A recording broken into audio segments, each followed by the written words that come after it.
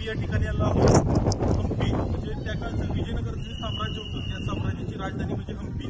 असं म्हटलं जायचं की त्या काळामध्ये इंग्लंडची राजधानी लंडन आणि विजयनगरची राजधानी हम्पी या दोन शहरामध्ये तुलना केली जायची.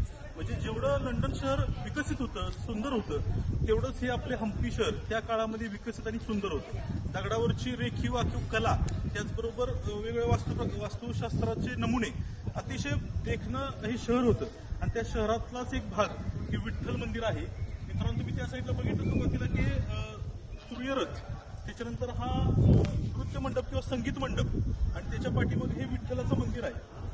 त्या काळामध्ये इथली लोक विठ्ठलाच्या दर्शनासाठी पंढरपूर इथं जायची, परंतु तो काळ यवनांनी भरलेला होता किंवा दुश्मनांनी भरलेला होता. जाताना लोकांच्यावरती हल्ले व्हायचे, त्यांच्यावरती आक्रमण व्हायची.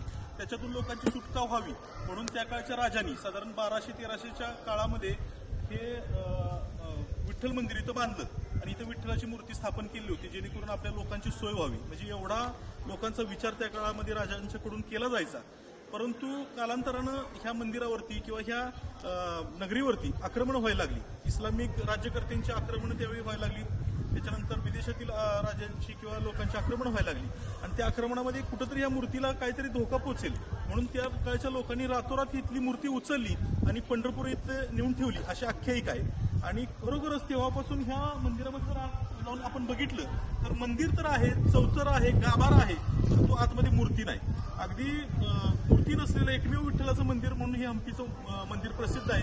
त्याची नक्षीकला, त्यानंतर वास्तुकला बघण्यासाठी तुम्ही नक्की एकदा हम्पीला भेट द्यावी अशी मी या व्हिडिओच्या निमित्तानं विनंती करतो. आणि व्हिडिओ आवडला असेल तर नक्की लाईक करा. धन्यवाद.